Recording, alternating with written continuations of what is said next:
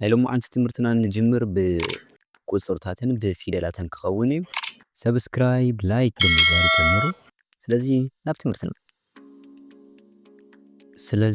ፋርማይ ትምህርትና ብኒዘርላንድ ኣልፋቤት ይኾን ኣሎ።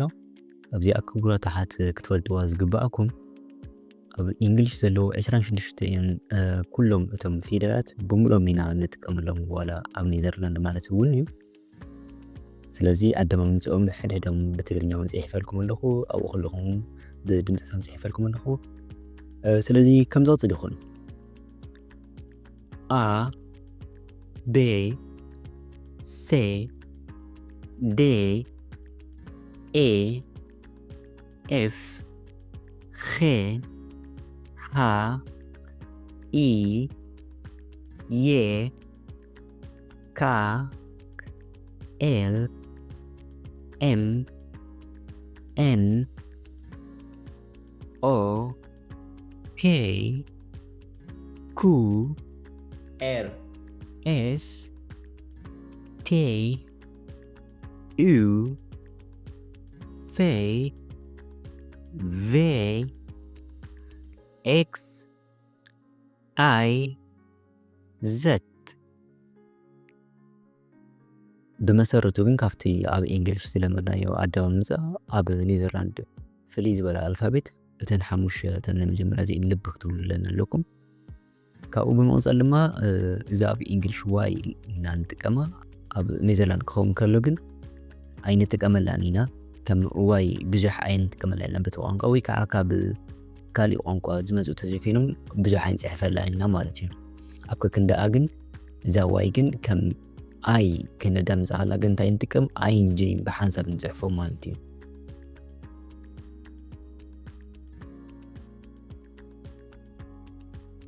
ብምቕፃል ናይ ሎሙዓንቲ ትምህርትና ዝኸውን ቁፅርታት እዮም ካብ 1 ክሳብ 100 ማለት እዩ። ቫን ኢን እቶት 100 ከይታለን። ስለዚ ኩላቶም ክንብብ ኢና ማለት እዩ።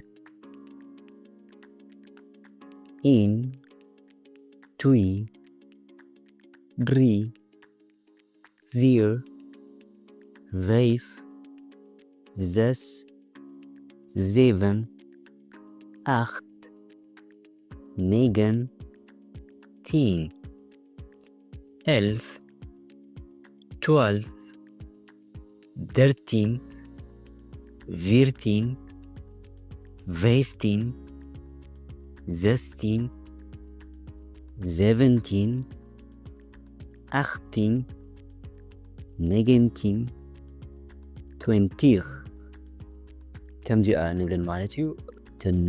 ካብ 11 ክሳብ 20 ከባቢታት ዘሎ መብዛሕትኡ እቲ ኣደማምፅኡ ምስቲ ናይ እንግሊሽ ምስ ዝተለመደ ናይ እንግሊሽ ይመሳሰል እዩ።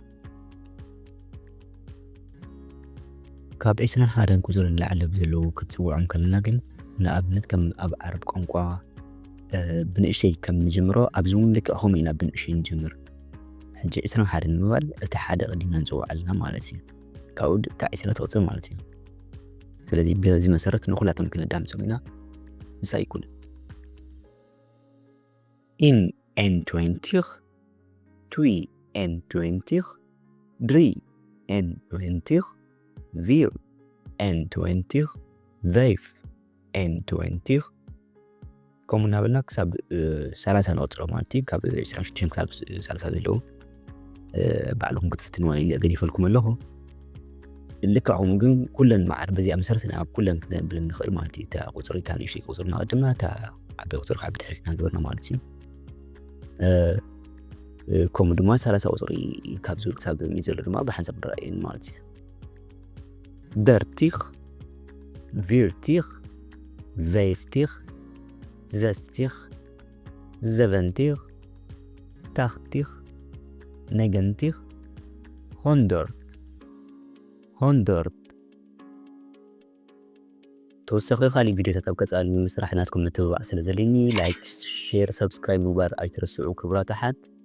ናይ ሎሙዓንቲ ትምህርትና እዚኣ ትመስል ነይራ። ኣብ ቀፃሊ ብካሊእ ቪድዮ ብካሊእ ትሕዝቶ ንራኸብ። ሰሰናይ ንኹላትና።